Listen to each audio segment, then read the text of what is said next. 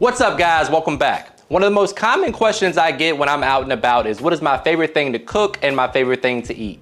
Well, the answer to that question is today's recipe. Today I'll be showing you how to make the most delicious braised short ribs you've ever had in your life. The short rib happens to be my favorite cut of meat. It's perfectly marbled and juicy. I'm gonna show you guys how to make it super tender and flavorful, and we're gonna pair it up with some mashed potatoes, and who doesn't like mashed potatoes, right?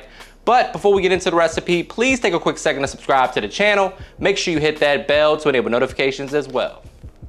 All right guys, meet me in the kitchen, let's make it happen. First things first, let's take a look at these ingredients, and the star of the show today, my friends, is this short rib. When you're shopping for short ribs, you can find them either bone-in or boneless. Today we're going with bone-in. What you want to look for is marbling. Those are the white lines of fat that run throughout the short rib. That's going to ensure that they're super juicy and tender and obviously flavorful. These are the short ribs we're using today. We're also going to go in with some tomato paste, some red wine, which is optional if you don't drink or you don't want to use any alcohol in your cooking. Just add more beef stock, a whole head of garlic. Our herbs include rosemary, thyme, and bay leaves. And then we have our mirepoix, which is onion, celery, carrots. We're going to beef up the beef flavor with some better than bouillon beef base, a little Dijon mustard, and a few other ingredients that I'm going to show you guys in just a second. So the first step to making delicious short ribs is you got to season them, and you want to be generous. So we're going down with some kosher salt. I like to do this 2 hours before it's time to cook. If you can season them the night before, then that's bonus. But today we're going to go 2 hours before cook time, hit them with a generous application of kosher salt on all sides, and pop them in the fridge for a couple hours. Then we'll add the rest of our seasoning in a little bit. But you really want to get some salt in there. This will give the salt an opportunity to penetrate the meat and get that flavor all the way through.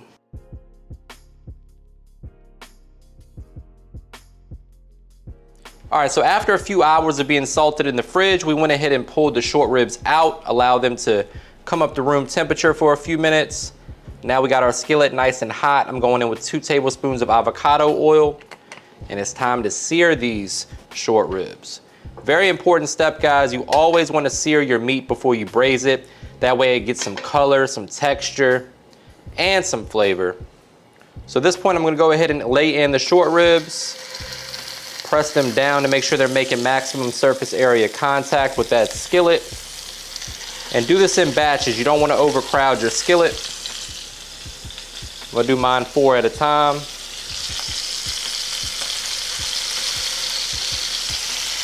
Just want to get some color on all sides.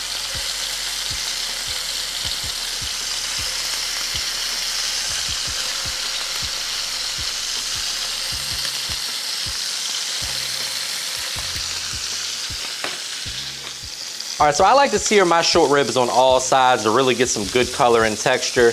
About 2 to 3 minutes per side. You want it to look golden brown and beautiful like this right here. That, my friends, is a perfect sear.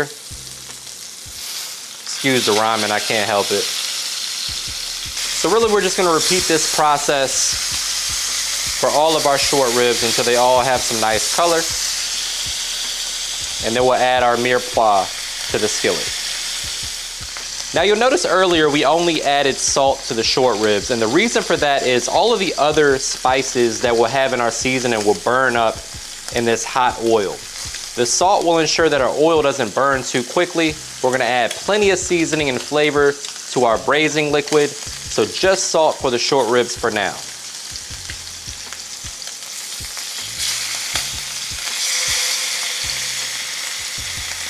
All right, my friends, we have gone ahead and drained off all but about a tablespoon of that fat. The skillet is super hot right now, so a quick pro tip, add a little bit of room temperature oil to the skillet, and that'll cool off the skillet a little bit. That way we ensure our onions, carrots, and celery don't scorch. So we're gonna add our mirepoix, which is onions, carrots, and celery if you haven't picked up on that yet. And at this point, we just wanna kinda start to roast them a little bit, get the cooking process started. We'll start to season this up. This is gonna become our braising liquid that we're gonna pour over the short ribs when they go into our pressure cooker. Keep it as simple in the seasoning. Going in with a little bit of all-purpose seasoning, or you can use whatever your favorite blend is. A little salt, pepper, garlic, onion powder. Flavors like that work really nicely here.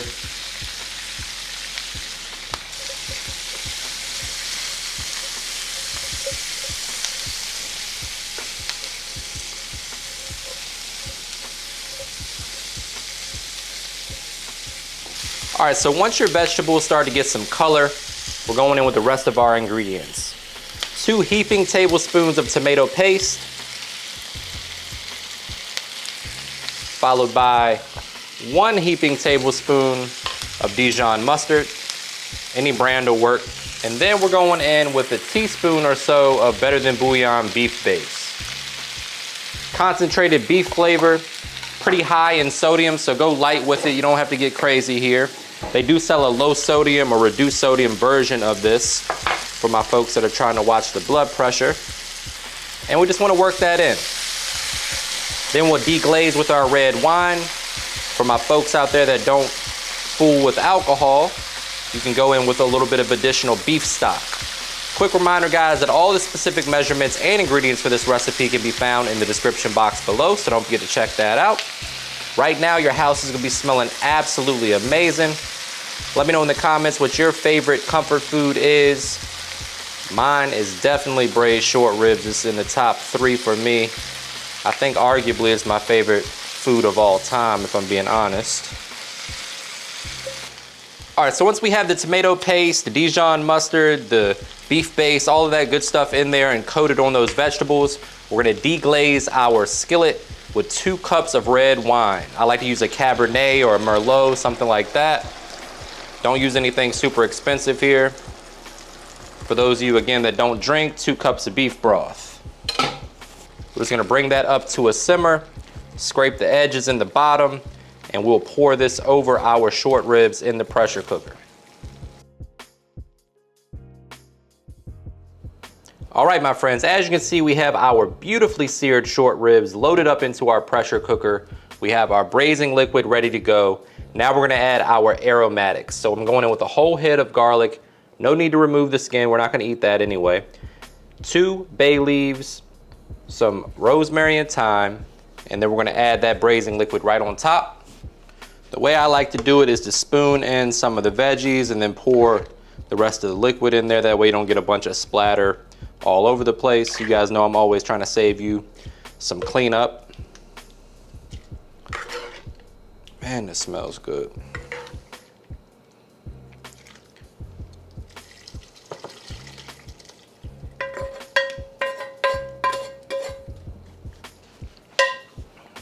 And then last but not least, we're going in with about 1.5 cups of beef stock or beef broth, whatever you got laying around will work. We can add a little additional seasoning. I like to add a tablespoon of soy sauce to mine just for a little umami. Adds great flavor to the party. Trust me on this one. And then I'm just gonna add a little bit more salt and pepper because that beef broth is unsalted. If you're using a saltier beef broth, you probably can skip this step. And then we'll set our pressure cooker for 50 minutes. For those of you that are gonna do this in the oven, you're looking at about, I would say, 3 to 3.5 hours for bone in at 350 and about 2 hours or so for boneless. All right, guys, so we just pulled the short ribs out of the pressure cooker. If there's any doubt as to whether or not these are tender, the bone is coming out super easy, guys. Doesn't get more tender than that. Some of the bones already fell out of the ribs. These are perfectly cooked. We'll let them cool for just a second. Meanwhile, I'm gonna prep my sauce and then we're gonna plate these up. All right, so for our sauce, we worked really hard to get all this flavor in this pressure cooker. We don't want it to go to waste. No flavor left behind. So I'm gonna strain this and then we're gonna make a quick pan sauce with all this magic that's left behind in here. Get yourself about 1 cup, maybe 2 cups of that liquid gold. That's it right there, folks. So for this quick pan sauce, the thickening agent is gonna be what's called a slurry. And a slurry is basically just cold water and cornstarch. So here we have about a half cup of cold water. To that, I'm gonna add 2 heaping tablespoons of cornstarch. We're gonna reduce the sauce, and then right at the end, we'll pour in this slurry. And you have yourselves a nice thick consistency on your pan sauce to top this magnificent short rib platter or plate that we're putting together right here. All right, so here we have about a cup and a half of those leftover pan drippings from the pressure cooker. We're gonna bring this up to a boil, reduce it down to a simmer, let that reduce for a couple minutes, and then we'll add in the slurry to thicken it up, season to taste, and we'll be ready to plate. All right, so as you can see, we're at a nice rolling boil. The sauce is reduced a bit. I'm gonna turn the heat down to low. And then I'm gonna go in with about a teaspoon or so of soy sauce. That's just gonna add a little bit of umami. And then I'm gonna whisk in the slurry.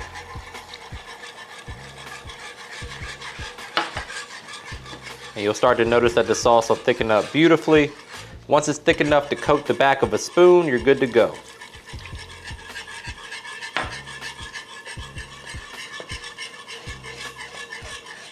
So as you can see, we've got the perfect consistency for our pan sauce here. Definitely is coating the back of the spoon. Now we're just gonna hit it with a little salt because that's all that it needs. We've got the garlic flavor in there, all the veggies from the mirepoix. Everything is cooked down into that sauce. A little salt to taste. And this is gonna be fantastic on those short ribs. All right, so as you can see, we've plated this up with a nice mound of beautiful mashed potatoes. You could serve this up with risotto, rice, really anything you want. Going down with 2 beautiful short ribs and then a little bit of this sauce. Brace yourself for a trademark money shot. Say it with me, guys. Looking good. Oh, man.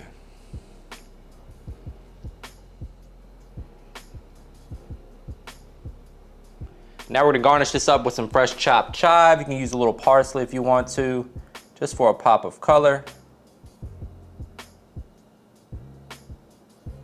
And there you have it, my friends. Braised short ribs. And now for the moment of truth, my favorite dish.